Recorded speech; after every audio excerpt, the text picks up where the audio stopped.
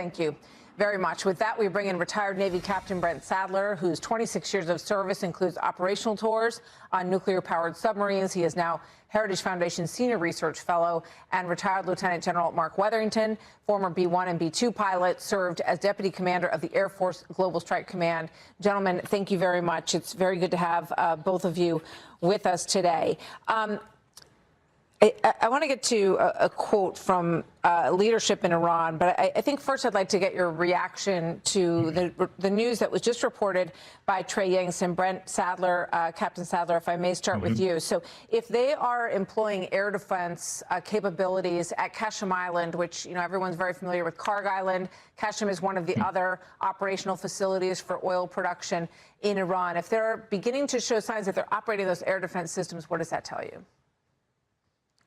Well, thank you. And the location of that island is important to note because of the other naval facilities and its proximity to the Straits of Hormuz. And so I think it's not necessarily, I wouldn't lead to conclusions that we're going after their oil infrastructure. It's too early to know that. And this information doesn't point in that direction yet. But clearly the Iranians have been using, you know, swarms of small boats backed by drones and perhaps some limited air, again, like maybe helicopters, but very short range. Perhaps these could be the attacks, the long-awaited ones, to go after to degrade the last parts of the IRGC's maritime forces, these small motorboats, the Mosquito fleet, if you will. And so we'll hopefully hear in the next few hours what actually the targets are. I think if it is that, you'll see confidence go up that the strait is being made safe or safer for shipping to pick back up.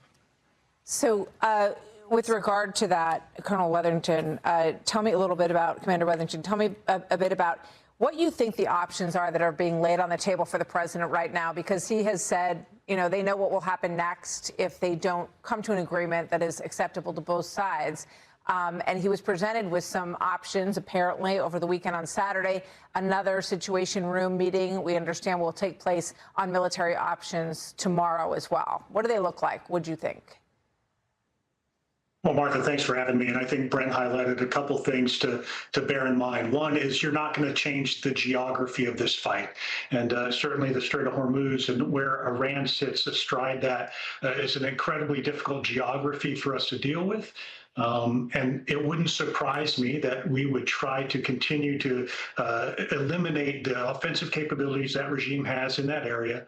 But this is going to be an ongoing effort, right? It's going to be tough to completely eliminate any of those capabilities, whether that's the drones, whether that's some of their very simple ballistic missile capabilities. We're going to continue to hit the production of those types of weapons, but they're going to continue to adapt and shift that production around. And so I really see, you know, how much of an effort is going to be made, how much of a signal are we trying to send, how much pain are we trying to impose to demonstrate that we can be there and cause some effects in Iran that are detrimental and influence that regime and their choices.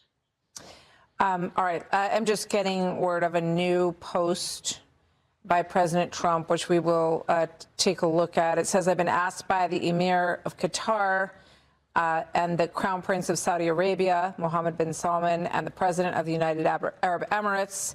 And he goes on to talk about the leadership of the Gulf states to hold off on our planned military attack on the Islamic Republic of Iran, which was scheduled for tomorrow. In that serious negotiations are now taking place, and that in their opinion, as great leaders and allies, a deal will be made which will be very acceptable to the United States as well as the countries in the Middle East and beyond. The deal will include, importantly, no nuclear weapons for Iran. Based on my respect for the above-mentioned leaders, I have instructed the Secretary of War, Pete Hegseth, Chairman of the Joint Chiefs, General Dan Kane, and the United States military that we will not be doing the scheduled attack of Iran tomorrow, but have further instructed them to be prepared to go forward with a full, large-scale assault of Iran at a moment's notice in the event that an acceptable deal is not reached. Thank you for your attention as the close, as he often does, from President Trump. Let me just get both of your reaction to that. Brent Sadler, you first, if you would. Yeah. Yeah, it's important to also note at the same time, you've got President Putin in Beijing right now meeting Xi Jinping, following up after President Trump's successful summit meeting there last week. So Whether or not the Russians play into this calculation, of course, the Russians do have relations with many of those Gulf nations as well, another oil power, so there could be a calculus there. But not to draw too many conclusions from that, I think it's important to note that those same countries were very disappointed that there weren't more stronger military attacks against Iran at one stage in this. And so now, if there is potential for a deal, it's something that's not being seen very clearly. Perhaps there's fractures in the regime and outreach that we're not seeing yet. But again, take away the Iranian regime's ability to threaten the strait, and it's these small boats and a very visible, attack against those might actually have the same effect. Get the Iranians to be more compliant in negotiations.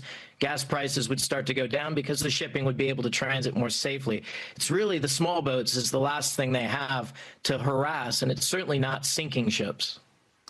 So, Commander Wetherington, weigh in, if you would, on the president's post just a moment ago. And I would just say at the outset that one of the, interesting characteristics of all of this in the history of the Middle East is that from the beginning, it really has seen the United States, Israel, and these Gulf states on the same side.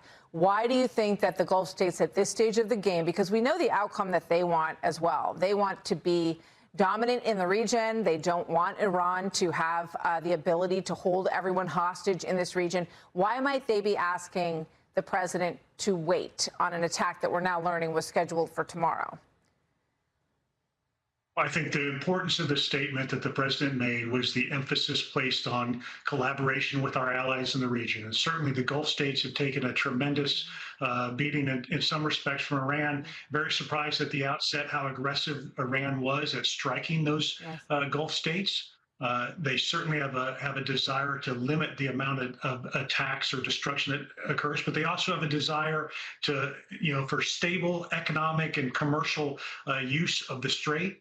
And I think they're working toward that aim. And I think deep down, Iran also shares that interest. And it's good to hear that we're working toward that type of collaborative solution.